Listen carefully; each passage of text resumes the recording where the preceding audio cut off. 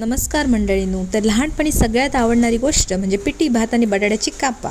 लहानपणी कशा गो आता आमका ताच आवडता. तर म्हटलं आज मी बनवतोय. सगळी सामग्री व्यवस्थित अशी घेतलंय. पिठीत हे पाणी ओतलंय, व्यवस्थित अशी मिक्स करून घेतलंय पिठी, जेणेकरून गठ्ठे सगळे मोडले जातील. आणि नंतर म्हटलं पिठी फोडणे घालते.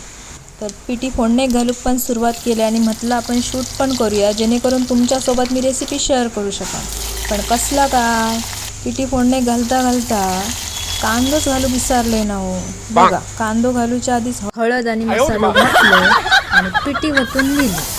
आणि नंतर कांदो, कोकम, मीठ, खोबरा, कोथिंबीर वरसून घातलं आणि मस्तपैकी उकळी काढून घेतलं.